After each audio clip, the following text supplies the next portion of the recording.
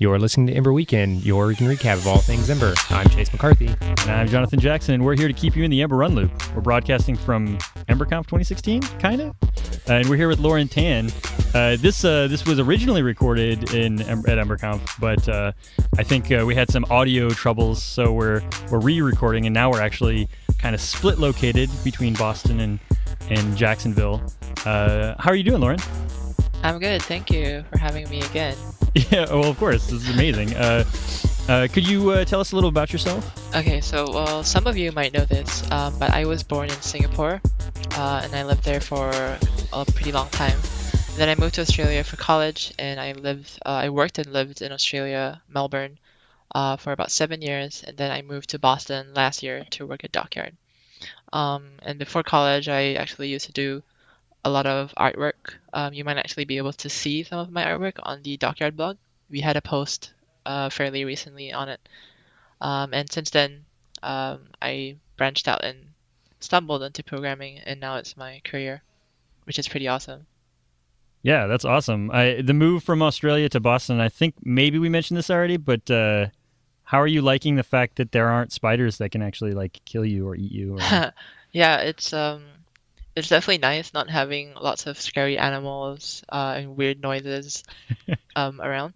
I remember when I first moved to Australia, I heard this bird called the kookaburra, and at the time I didn't realize it was a bird because the call of that bird sounds a lot like a monkey. So I thought it was like, there's a monkey in my backyard, only to realize that there are actually no monkeys in Australia. It's actually a bird. So you that's just confusing. Blew my mind. With all the wildlife in Australia, I would have totally assumed that there were monkeys as well. Yeah, surprisingly, there are no monkey, like not native to Australia at least. Huh. And as for Boston, well, it's snowing right now, so there's that. Oh my word! Yeah, we're gonna get about 8 to 10 centimeters. That's like 5 to 6 inches. It's April 4th. What is going on? Is it summer yet? We're having a pretty chilly time ourselves. It's about 70 degrees here, so you know. Yeah, but so far Boston's been great. Working at Dockyard has been awesome. Lots of super smart people, very talented, and the work is always really interesting. Very cool. So could you explain? I'm not entirely certain which handle I should use, either potato or sugar pirate. Could you explain maybe the origin of these things? Yeah. So all of my internet nicknames have been some variant of food at some point. In my EmberConf talk, I spoke a little bit about how I play this game called Final Fantasy XIV. And in that game, my character's name is Milkshake. And on GitHub, I'm known as Potato with an E. I don't know, at the time, I was just thinking of like a random food name because I love food. And Potato with an A was taken, so I had to spell it the Japanese way with an E, and then it stuck ever since. But then quite recently, maybe like in the past 2 years, I decided on a new handle, which is Sugar Pirate instead, and that's kind of what I prefer now. I actually own the GitHub account. I just have been kind of afraid of renaming my main account to Sugar Pirate because I'm afraid of all the redirects for my repos, but I imagine eventually I will do it at some point.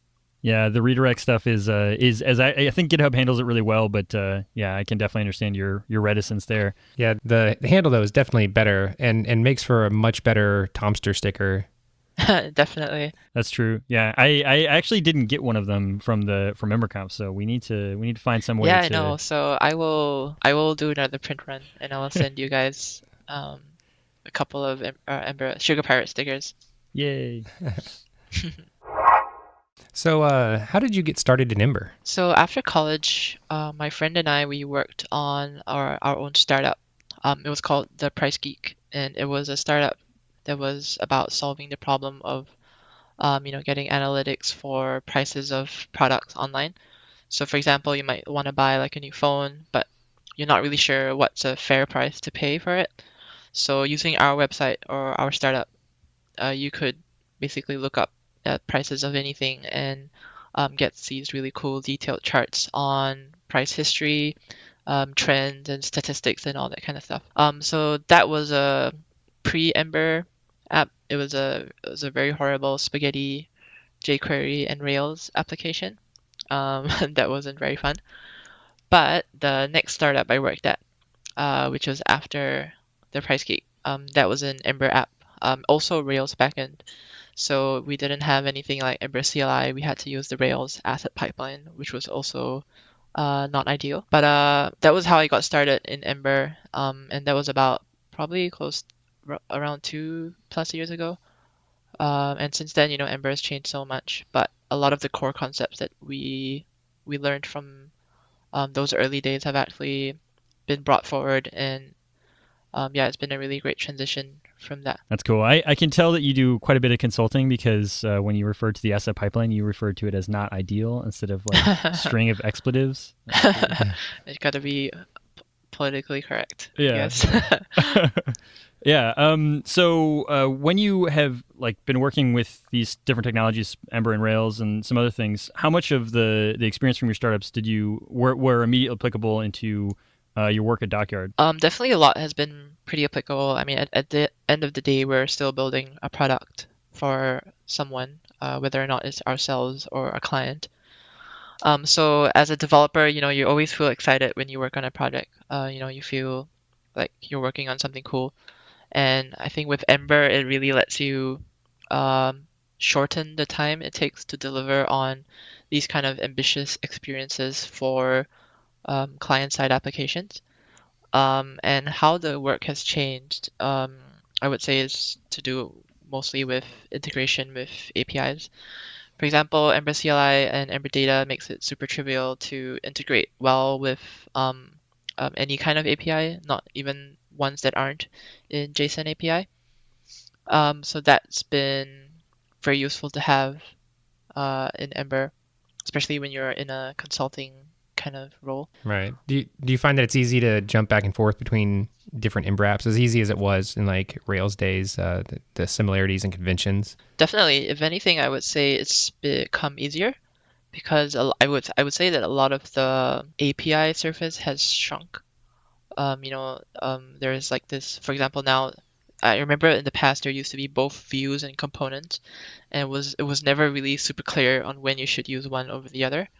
And then there was also this like very confusing index controller and array controller, and actually a lot of that has been trimmed away. And I think Ember has been easier than ever to pick up, which is really great. Yeah, I totally agree. It seems to be getting, much simpler now. Even with I saw routable components that add-on, and that just it really does feel natural to just get rid of controllers and just point the route to a component. Yeah, I think React in general and Redux have really paved the way in how we think about web apps. And although we Ember and React may not always see the same on certain things, for example, templates in JSX, I think a lot of the new frameworks share a lot in common, more so than we would like to think.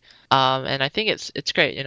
One of the things Yehuda said at EmberConf, which really resonates with me, and really strengthens my belief in Ember, is what he said about all good things will eventually land in Ember. And I think that's really true.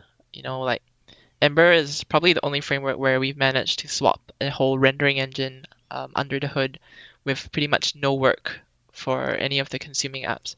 I think that's like a huge achievement. And like looking forward, I think any kind of other performance improvements, for example, Glimmer 2, which was announced at EmberConf, is going to have a lot of performance improvements. I think that's the kind of thing we can expect Ember to have going forward. A lot of consuming apps will just be able to benefit from these without really doing much, which is awesome. Right, and that's kind of the advantage of basically reducing the surface of the Ember API such that underneath the hood things can change and be more fluid, right? I mean, that's Definitely kind of the idea. Yeah. Yeah, very cool. So with contracting with Dockyard, do you find yourself doing more like rescues where you're kind of bringing Ember apps or Rails apps back up to speed, or more greenfield, new code, or more of an advisor role? So at Dockyard recently, I would say most of our new contracts have been staff aug with a handful of greenfield projects. Actually, the one that we are working on right now started out as a greenfield project, but it's now a staff augmentation contract. So typically, I would say that staff aug is the majority of our projects right now. And that's been pretty interesting because we get a lot of insight into how different organizations work and structure their workflow, which has always been interesting. And it's really nice to also I guess have an element of education involved, where we try to make sure the best practices we use are consistently applied and easy to understand. Very cool. Very cool. So when you come into a staff log project, what kind of role do you take on? So I would say it's a mix between feature delivery and also a bit more of the consulting aspect where because it's a staff augmentation contract, the client's engineers will also typically be working alongside us.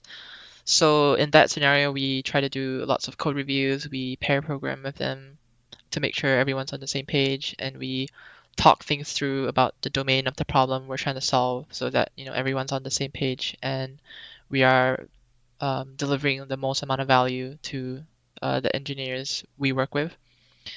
So yeah, I would say that it's pretty much a mix. Yeah, that makes sense. It makes a lot of sense. I feel like the amount of time and it's not just a unit of work when you do staff aug. It's also the unit of work plus trying to set good examples and set precedent for when the project finally comes back to entirely in house. So makes a lot of sense. Yeah, correct. And I think we try to also document things where it makes sense. So I mean, we typically don't document that much because I guess one of the benefits of using a framework like Ember, which is opinionated, unless you're doing something which is really different, a new Ember developer who just looks at the code won't be too surprised by I would say idiomatic Ember. So we try to write our apps with that in mind. How would a new Ember developer who's just joining the client's company be able to understand the project? So we try not to do anything too crazy. And if we do something too crazy, which is very rare, we do document that very well. Yeah, that's really nice. I have heard some people who don't necessarily practice Agile who were saying that they were downing Agile because they were saying most people look at the whole working code over documentation as working code no documentation. And so they're saying that documentation tends to not just be not prioritized, but almost never written. So I do find documentation is really helpful, especially where you have little hacks or. Yeah, definitely agreed. Yeah, I know, whenever I've encountered something that's been well documented, I've always been very thankful. Oh, thank you for documenting this strange edge case, because it would have taken me hours to figure it out. Right. Yeah, you always kind of do that. You read that comment, and it's you know what? Thank you. I really appreciate that. Just have that second. Yeah, I'm not going to try and rewrite this thing that you took a lot of time to work on, right? Unless it really calls for it. Well, I find that those little hacks are the easiest things to just go in there and be just delete and be hey, the test still passed and everything seems to work. So obviously that wasn't needed, and it's well, you don't know why it was in there. Yeah, then then you feel very strange when you delete it. Right. And you always invariably end up having to git bisect to figure out that when you deleted that wonky line of code, you broke the entire board. You broke something, yeah. So with Dockyard doing a lot of Elixir these days, do you typically do that mostly on your greenfield apps, or are you finding people already coming to you with staff aug work in Elixir? For now, mostly it's been greenfield. I'm not actually too sure how many people use Elixir in production right now. But that said, we do have one or two clients who are and have contacted us, and we're speaking with them. But I would say majority of our Elixir projects are completely greenfield. That's cool. So between rescues and new code and that advising role, which is kind of maybe where staff aug sits, depending upon circumstance, which one of those do you prefer to work with? Definitely I'd say greenfield is quite exciting. I guess it's always exciting starting on a new project, and how you always make a promise to yourself, this time I will architect my application well, and this time I will do things right. and it feels good to start on a clean slate and basically try not to repeat the same mistakes you've been making. And then I would say advising is also quite nice. I guess I like pairing with people and talking to code. That's something which we've done. We do a lot at Dockyard, and it's something I enjoy a lot because it's always valuable having someone to bounce ideas off or someone to do sanity checks on what you're doing is not too crazy, or if you've missed some important detail. Yeah, we recently had kind of a started as a training session, but it turned into more of an advising thing and kind of pairing. And I really liked those. It was like a week long, and it was really nice to have a little bite-sized piece where you go in, see immediate progress, and then you're like done with it and move on to something else that's interesting. I wish I could do that just constantly. Yeah, and then actually also recently we've tried out this thing called mob programming. That is where it's kind of like pair programming, but it's a larger group, and you basically have 5-minute rotations of a person driving. We've tried it out sort of informally on one of our projects, and it's been actually quite interesting, an interesting approach. I can't really speak to how effective it is, but I think there's a mob programming conference happening sometime this year. So that would be interesting to go to. I mean, because initially I have to admit I was quite skeptical when I heard about it. Like, can you really be effective with so many cooks, effectively? And it turned out it was actually quite interesting. There was a lot of interesting insights we gleaned from that trial run. So yeah, I don't know if you guys have tried mob programming. No, I mean possibly in like a meetup actually, where we walk somebody through code and then try to solve a problem together. That's kind of what I'm imagining mob programming is. Is that kind of the? Yeah, it's kind of similar. It's like pair programming, except you just take turns at driving, and Right. there's a strict like 5-minute or 10-minute rotation where you swap. Yeah, I mean that sounds really fun, but I'm think I'm kind of with you. I'm a little skeptical. I'd probably want to try it a few times. I feel like it could very easily, especially among really experienced developers, it could end up bike shedding a lot. Definitely. That's what I guess I think only certain kind of things warrant a mob programming session. So yeah, I'm interested to attend a conference and see what it's all about. Well, it certainly sounds fun. Yeah, it kind of sounds like just people in a mall, like all of a sudden randomly breaking out into programming. Angry mob. So when you start working on either greenfield or a brownfield app, do you do you tend to follow a specific testing strategy, or is there is it kind of per project? It's definitely more per project. It depends usually on the kind of project we're working on. So as an example, one of the client apps we're working on right now has a very interesting domain to do with analytics, and we've had to do a lot of spikes for that application. So in those instances, we've actually not written any tests at first because a lot of the initial work was just us exploring the domain to figure out where all the edge cases were, what exactly is the thing we're trying to build and solve. So we spent a lot of time trying to understand the domain before we actually wrote any code. And when we first did the Spike project, I don't believe there were any tests written because it was just a throwaway project. But when we did the actual implementation, we did the traditional strategy, write your tests and then build the thing, make the test pass. And I think Brian wrote a really good blog post about this pattern that we've been using quite recently, maybe on the 23rd of March. It's a really insightful blog post about red-green refactor and some misconceptions that people have about it. Right. Yeah, I think spikes are one of those things that unless you're a very disciplined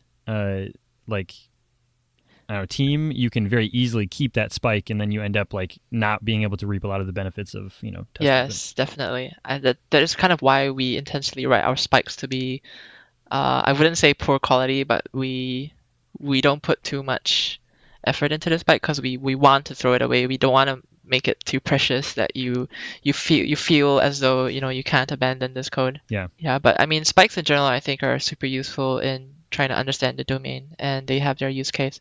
But I agree with what you said. It takes discipline to not just use the spike.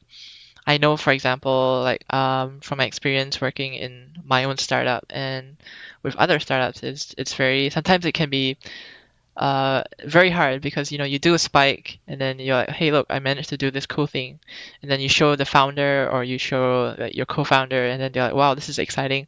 Let's launch with it. Why wait? And there you have it. You launch your product on a spike. Right. It's that temptation. You're like, oh, but it's so close. It's almost done. We could just Yeah. 2 more things and we're done. We ship it. MVP, right?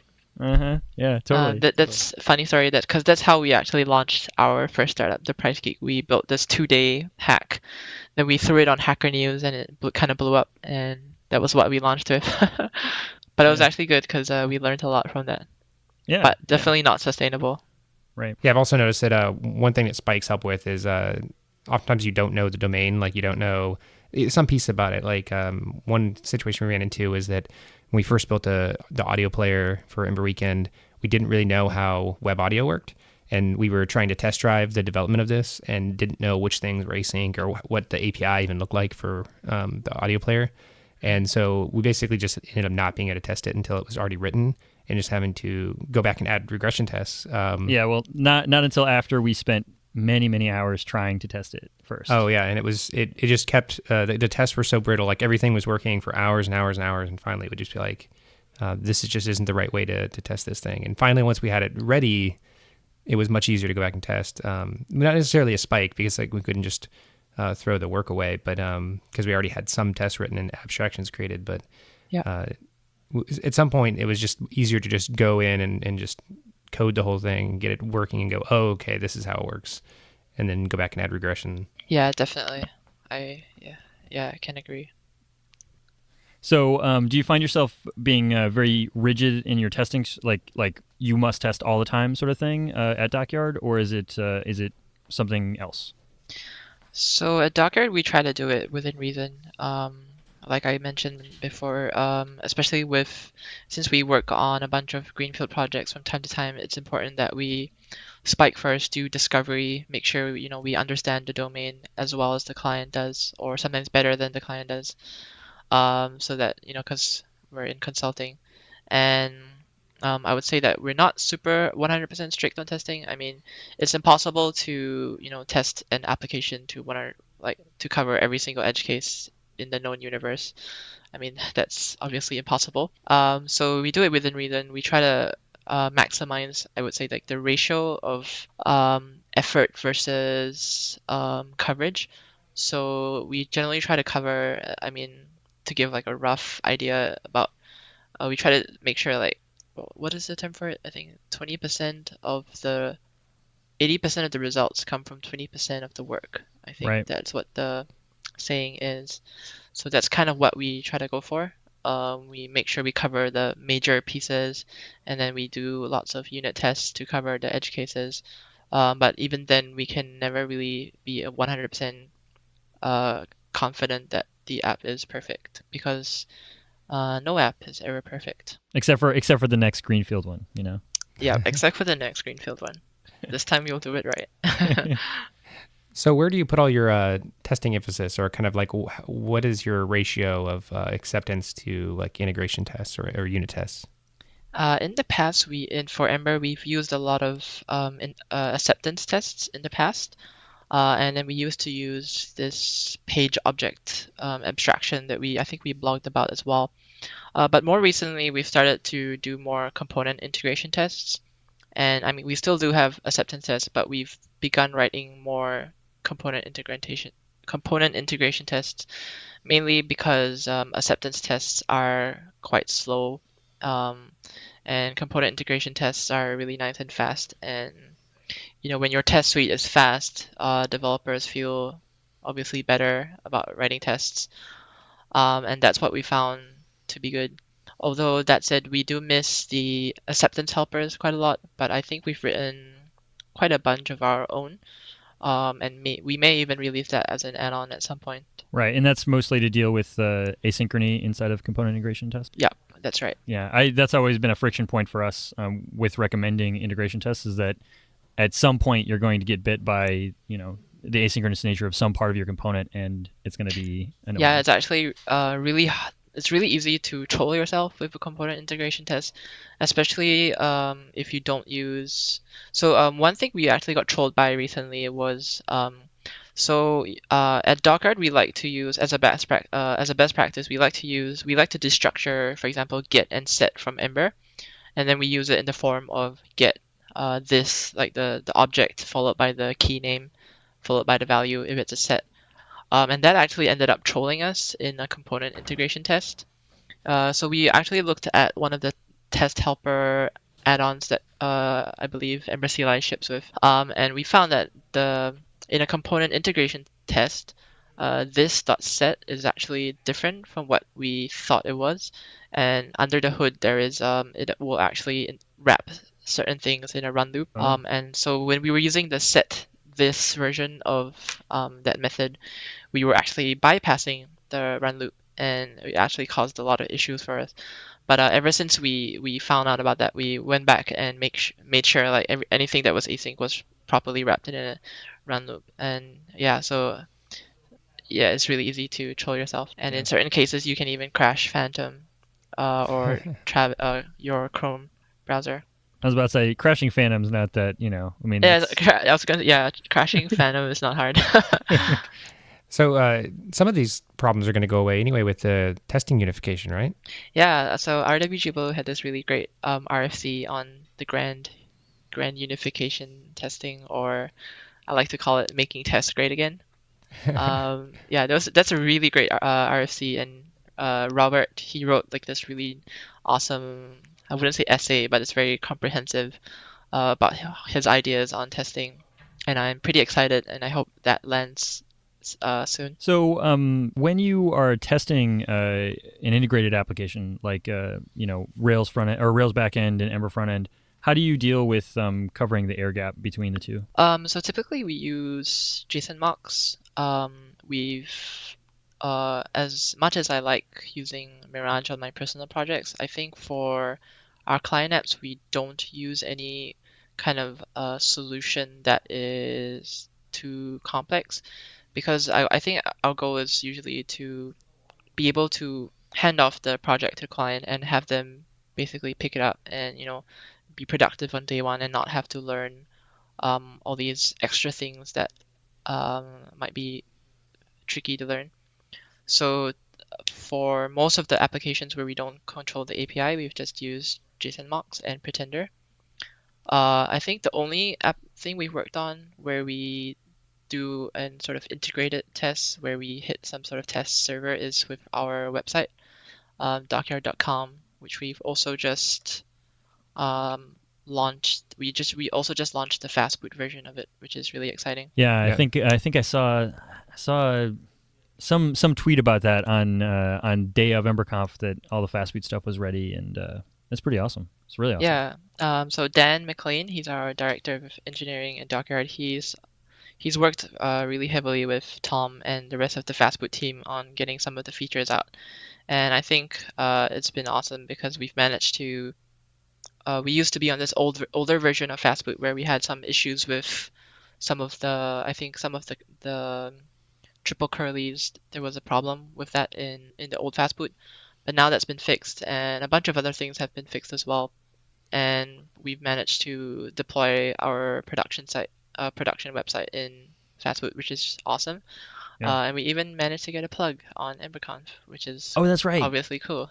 Yeah, that's super cool. Yeah, I think the original like Fastboot dilemma with Dockyard, if I recall correctly, with the old version was like a giant memory leak. There was also a huge memory leak that I believe has gone away, thankfully. Yeah, right. Is the back end of the Dockyard.com, is it pulling any resources from like Ajax or anything that you're having to deal with in Fastboot?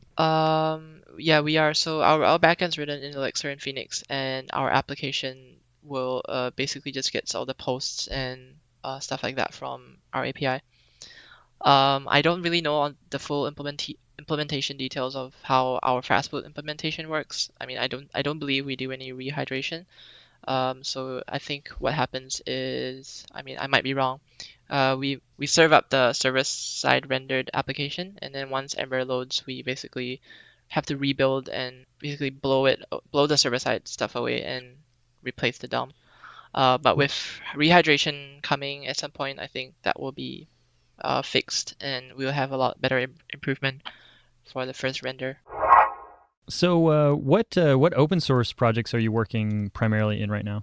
So the majority of my open source work is with add-ons for both my personal GitHub as well as the Dockyard repo, as well as every now and then I will open a PR on someone else's add-on.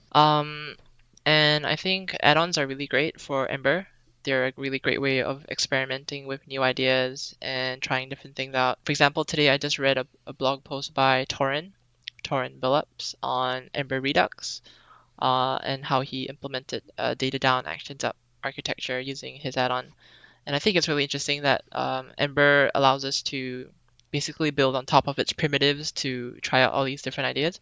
I think that's really awesome, and I would have to say a lot of other frameworks you don't have that luxury of being able to try out things so easily, because you have to make sure like they play nicely together, which is a huge effort on its own. And I would say right now my pet project is the Ember Composable Helpers library. For those that haven't used it, it's an add-on that ships with a bunch of very functional helpers. You can think of it as the Ember.js of Ember helper add-ons. And the goal is for us to allow more functional and a more declarative style of templating.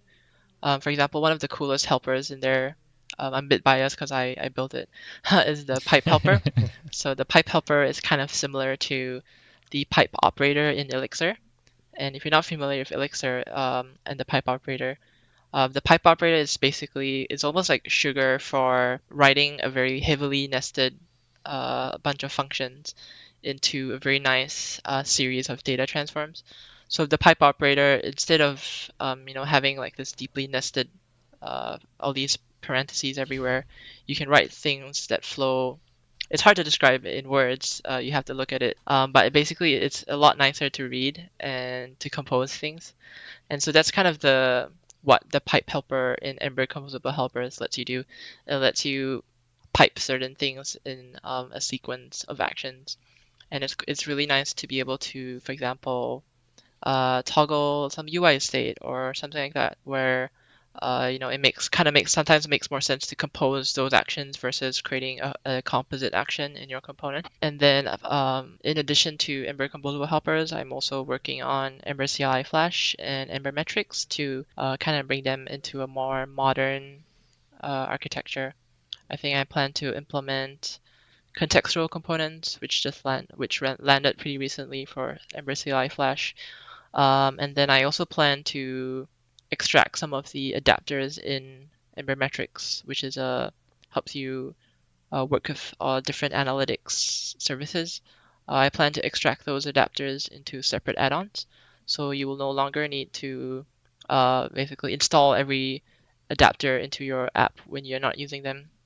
Even though we do tree shaking, but you might be able to do something like install Ember Metrics, Google Analytics, and you'll have that adapter and you can use it in your application. Yeah, speaking of tree shaking, I think you do tree shaking in Ember Composable Helpers as well, where you specify in, I want to say, the Ember CLI build step. At some place there's configuration to basically say these are the specific helpers that I use. Yep. So I guess that's also where you can see the Elixir influence. In Elixir, you can also import methods, and you can specify these two keys like only or except. So for example, if you said only import the pipe helper, then what happens is the add-on will compute that what it needs to import and only import the pipe helper. Or if you say something like except the pipe helper, it will import everything except the pipe helper. So that's really nice, and it's actually a really good pattern I feel that more add-ons should do. Especially for add-ons which ship with a lot of helpers. So I may even open a PR to Ember Truth Helpers to implement something similar, where you may not necessarily want to bring in every single helper that it provides, or you might even want to like override something or whatever. But yeah, I think it's a really nice pattern for slimming down your build and not really including the stuff you don't really need. Definitely. Yeah, and just going back to Ember Composable Helpers, it's amazing. I think the pipe operator is super cool, and I don't know. I think I don't know who I was talking to about this. This is probably Chase, talking about basically putting all things into the template, making them like super declarative, and just starting basically writing Lisp inside of your templates. And this allows you to do that. And I think obviously take that with a grain of salt. I feel like depending on a lot of different things, that may be a good idea or maybe a terrible idea, but it's certainly amazing to see that be a possibility. So I'm really excited, especially with regard to the pipe operator. I feel like there's just so many applications for that. Yeah, Right. definitely. I think one of the most common things I've heard about the add-on Ember Composable Helpers is that some people definitely feel that it's kind of dangerous having so much logic in the template. And I agree, it's very easy to go overboard with, making your your templates look like this really deeply nested Lisp with like lots of parentheses. And I think ultimately it boils down to the skill level and experience level of the developer. I think it's very tempting to put everything in one place, but then you get into PHP land, um, which is not the best. But then you also have the people who think JSX is a good idea. I'm not going to comment whether or not I'm one of those people. But yeah, so the story about Ember Composable Helpers is actually quite interesting as well. It started out as a joke between me and my colleague Martin Schilstra, who also built Ember Form 4. It started as a joke because for one of the client applications we were working on, we were pairing together, and we had both written this really horrible if and or and like this really horrible like Lispy helper expression, and we were just laughing about like, oh, could we actually build a whole application in HBS and helpers? And after a spike, it turns out you can. So Ember Composable Helpers was born out of those ideas, and I guess what started out as a joke is now is turned into a pet project. I think there's still a lot more experimentation to be done to see how comfortable people are with putting some more logic into their templates, not necessarily everything. But what we found that in our the course of building the add-on as well as trying it out in our own applications is that in a lot of cases, dealing with presentational logic or UI logic is a lot better in the template. So I think Yehuda actually, we spoke to Yehuda about it, and he mentioned that we can think of helpers sometimes. The helpers that we built for Ember Composable Helpers, you can almost think of them as computed property macros. They're really nice and composable, and they help you reduce a lot of boilerplate code that you might otherwise have been writing. And with the pipe helper especially, I think it's really beneficial to be able to say something like, save this user and then close the dropdown. In my EmberConf talk, I talk about how if we had written that as a single composite action, it sometimes feels a little bit dirty because you're mixing both a data concern as well as a UI concern. And one approach would be to split that out into two actions, but then you wouldn't be able to invoke that in a single button, for example. So the pipe helper would let you declaratively say, save the user, close the dropdown, and you can express that right in the template where you would naturally expect like presentational data to live. So yeah, I think there's a lot more experimentation to be done with the add-on, and I'm writing a very comprehensive blog post about helpers in general that I hope will clear the air. And if anyone listening is interested, I would really appreciate if you tried out composable helpers and let me know if you have any feedback. Definitely. Oh, and going back to your demo, I think you may have mentioned this last time we recorded, that in that case where you want to close it, save and close, now you've made the pipe helper promise aware. Is that true?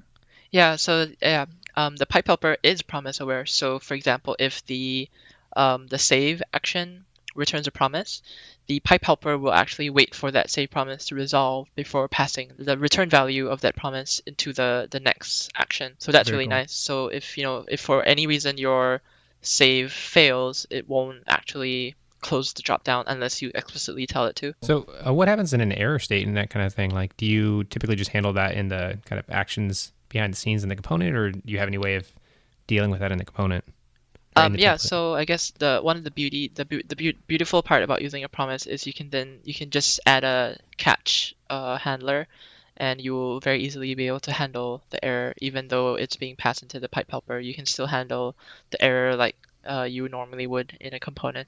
So you might, for example, maybe you want to show a flash message, or you might want to put an alert box up. You can very easily do that. Even using the pipe helper. So does the pipe just break at that point and just stop kind of continuing on, like once you return an error? Yeah, it won't. It basically won't. It would just stop and not continue. Right. To the next action. Very cool. What are some of the challenges you faced while developing this add-on? I would say most part of the challenge is actually been managing reactions to it. As I mentioned earlier, I wouldn't say it's super controversial, but it's definitely raised a few questions about how much template should live in the logic. And I think the blog post I'm writing should reveal my thoughts on that more in detail. But basically, I think it really boils down to how comfortable you are with putting some things in your template. And I think in some cases, it makes a lot of sense to, like for example, with the pipe helper, it makes a lot of sense to compose them directly in the template versus having these like 5 different actions that all do some variant of the same thing. That is and I would say like with programming in general, tools can be easily abused. So yeah, like it really depends on how you use the tool, and it's really up to your best judgment whether or not you abuse it. Right. Like I think in our original conversation I mentioned you could very easily build an eval helper, but please don't. Disclaimer, please don't do this. But you could very easily, no one's stopping you from creating a helper that evaluates some JavaScript and like inserts it as a DOM element or whatever.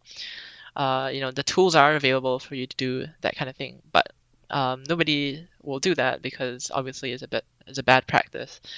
And I think that's the same with the pipe helper or any other helper add-on. You can very easily abuse it to do things it was not meant to do, or to basically try and use it where it shouldn't be used. And I think that that usually falls to how experienced the developer is. And hopefully, again, my blog post will reveal more about, I would say, best practices for composing helpers, and in what scenarios should you compose, and what scenarios are you better off just doing things in the component. Right, definitely. So in your EmberConf talk, you suggested using a top-level component in your controller templates, and this would help to alleviate when there's a change and the controllers get dropped, that you'll basically already be ready and have that top-level routable component. But there is like kind of another side of the argument that I've heard where people are saying, no, just use them the same old way, because when that lands, you should just be a renamed controller component, and it should all be good. Can you speak to a little bit of that? Yeah, I did mention that in my EmberConf talk. And one thing I would like to also say is that just for anyone who's listening to this and hasn't listened to the talk, is that you shouldn't be too creative in trying to remove controllers.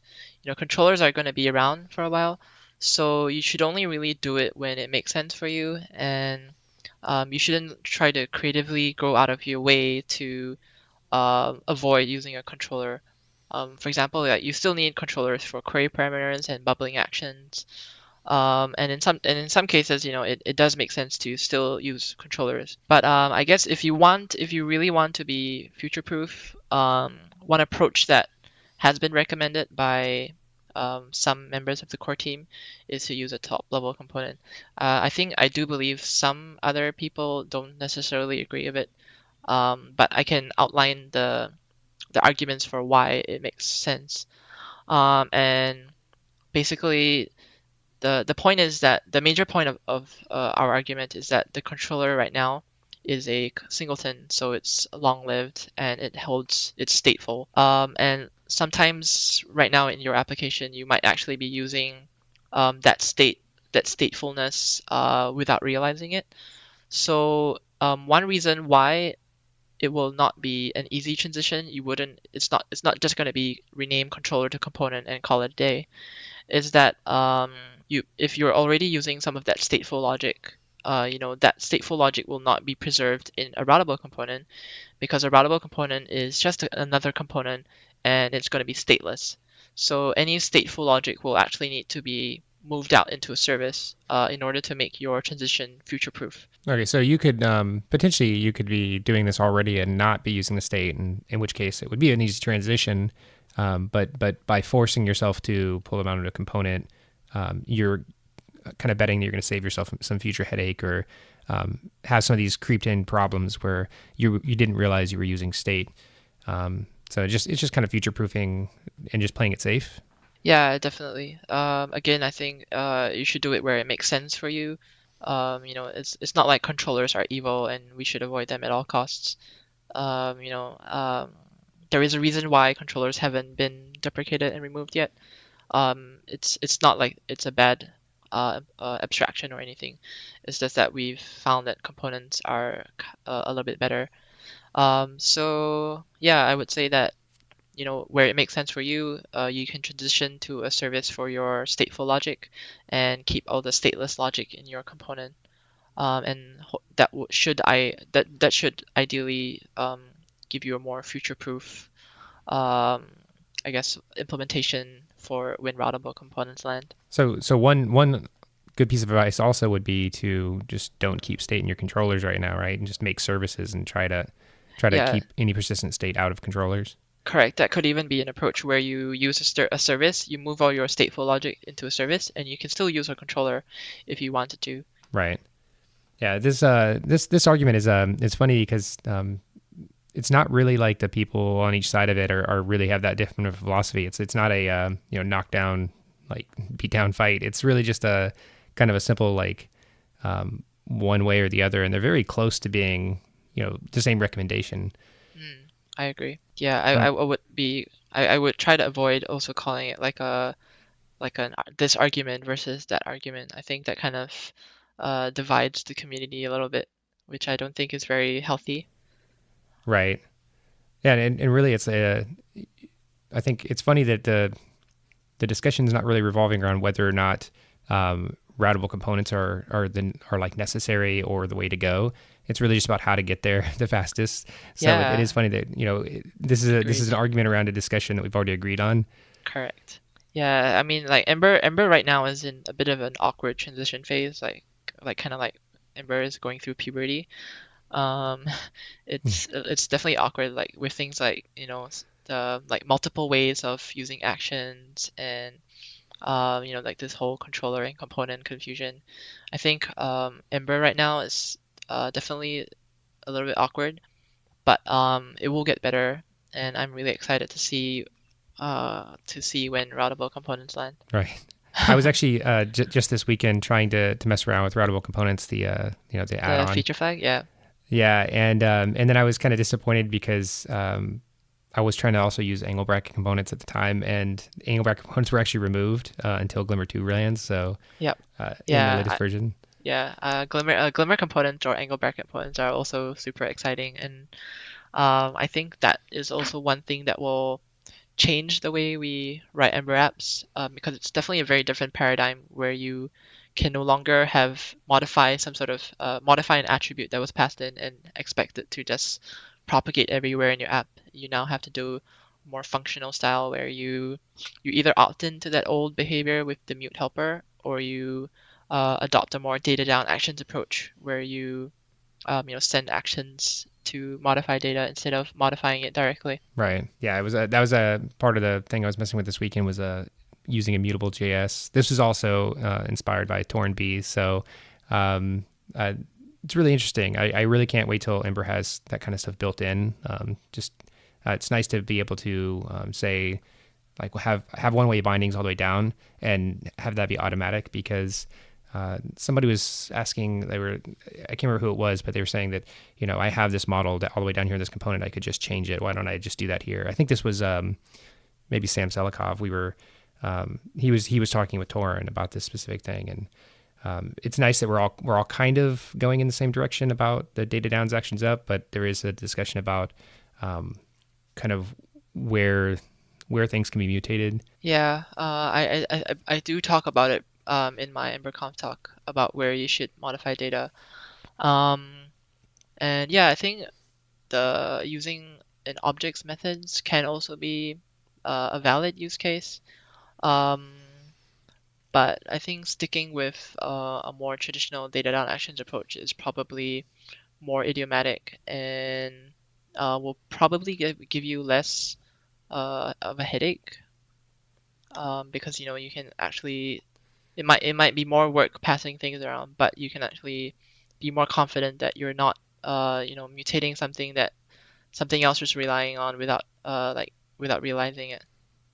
Right. You made the comment about we don't want to make this an argument because it's not healthy for the for the community. That was right before I was about to say that in your notes you have pro controller activists, which is the coolest line. I almost want to steal that and use a blog post for that. Yeah. Yeah. Pro controller active. Yeah. It's so good. It's so good.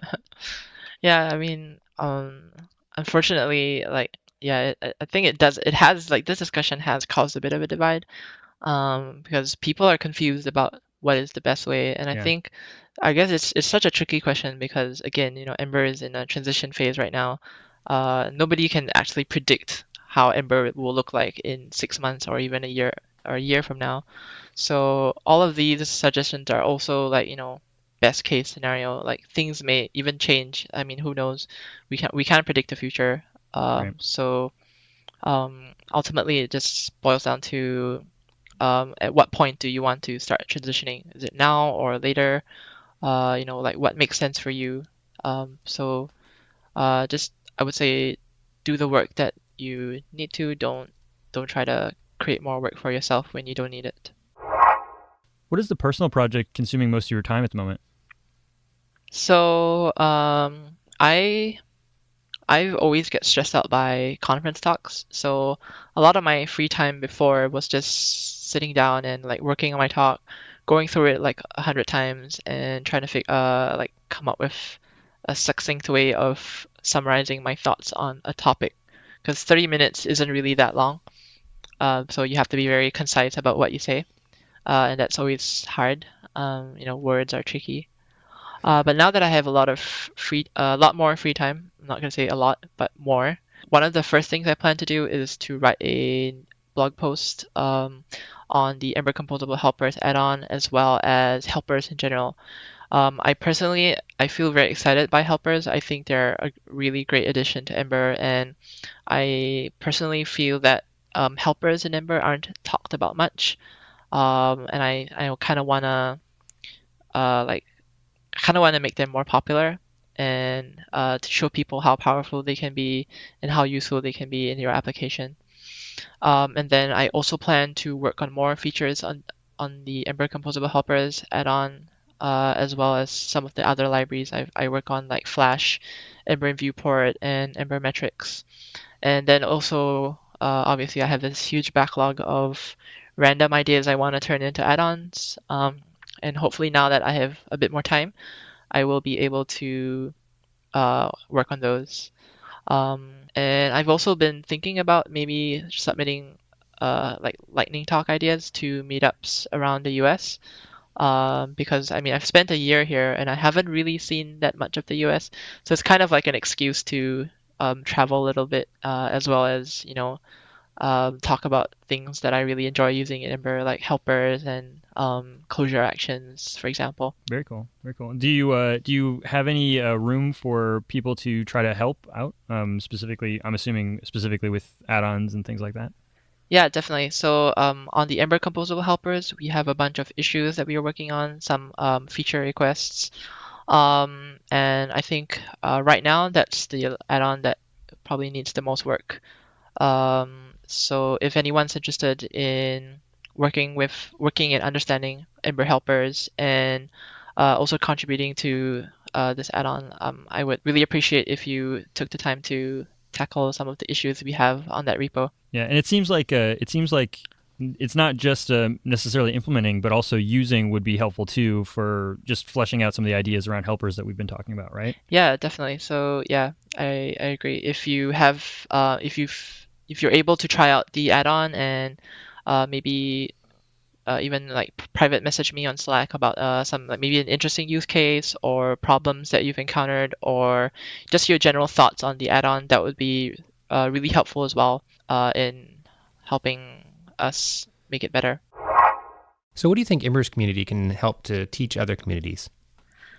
I think the best thing about Ember's community is the fact that everyone is really open and friendly and welcoming. A lot of times, I think some other communities out there can be quite hostile to new developers because there is a very strong culture of if you needed to ask a question, you should post it on Stack Overflow, make sure it's well formatted, make sure you're not repeating the question. So that actually is, I think that can be quite intimidating sometimes for new developers, junior developers especially. And Slack, our Ember's Slack channel has been really great in that regard. Like no matter how noob or amateur you might think your question is, there's almost always going to be someone available to point you in the right direction or help you out. And it's just it's a very low barrier to entry, and everyone's really helpful and friendly. And I wish more communities were like that. Yeah, we just mentioned on the podcast that was released today that Brian had a really great blog post that was kind of about the spirit of EmberConf, and that is something that I think he said he'll always remember that, or that like 20 years from now he won't remember what front end JavaScript framework he was using, but he'll remember the people, and that it's totally true because Ember has a really unique community, especially now that I've actually been working with like a lot of other communities and popping in and out of kind of some hardware electronics kind of communities, and it is a completely different feeling to be a complete noob and go into a channel and get help immediately and not be told like, well, you didn't read the forum rules or you didn't Google this, and let me Google that for you. And Ember's super accepting and like really helpful. Yeah, I think it's very easy for communities to converge to this culture where you sort of shame people with very basic questions. And I think that's kind of unhealthy. Everyone has to start somewhere, and some people might not be good at finding things, and they just need a bit of nudging to find things. And I think from what I've seen in the Slack channel, it's not like people come in asking for complete solutions to their problems. People have conversations about their problems, and I think that's really, really great. And Slack is just like a really nice avenue for getting that kind of help. Yeah, and I think it was maybe Stanley that was mentioning you see somebody in the channel that's in the like help channel, and they'll be asking for help because they just started using Ember, and then the next week you'll see them in there and somebody will ask a question, and that same person will be now helping out a new person, and it really is like fostering, like bringing everybody up, and it really does like ease the burden on the few people that are truly like super experts on all of this. They can't handle all of the help, so it seems like there's a lot of investment made to bring everybody up with them so that it kind of lightens their load when somebody else comes out and asks a question. So it's really great. Yeah, and again, I think that's one of the other benefits, the many benefits of Ember, Ember's philosophy of convention over configuration.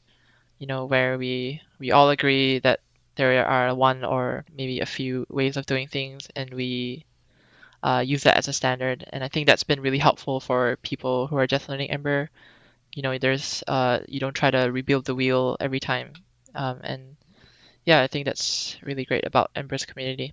Yeah, actually, one of our clients, when we were helping them with training and things, and they kept running into these little issues, and John and I would be like, oh, you know what? I bet it's doing this, and we've built up a bit of intuition, so not necessarily knowledge, but sometimes you just learn to think how the framework thinks, which is it all comes out of the conventions, and that the conventions themselves are not just like rules; they're patterns, and so it's really easy to build up. I mean, there is kind of a learning curve with Ember, and people are right about that, but there's conventions and there are patterns, and you build up intuition, and it's really nice. Yeah, I agree. So it is a long-standing tradition, about a year now, that we have our guests on the show name the episode, and on the first take of this recording, we surprised you, and it was accidental, but that is actually part of the tradition almost. So in this case, I think you're going to get to name. You're going to be the first person.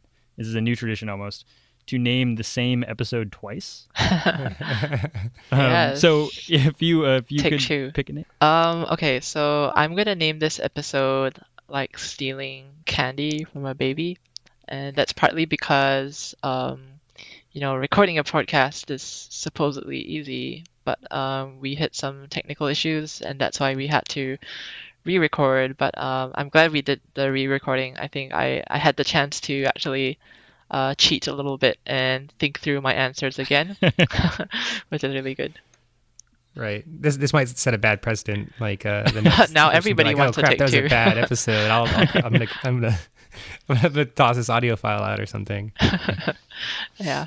Well, thank you very much for being on the show. Very appreciative of the time you took. And this was awesome. My mind is racing all over again, even though we recorded this once before. So yeah, thank you very much for coming on the show. No problem. Thanks for having me. Yeah, thanks, Lauren. Thanks for coming on the show.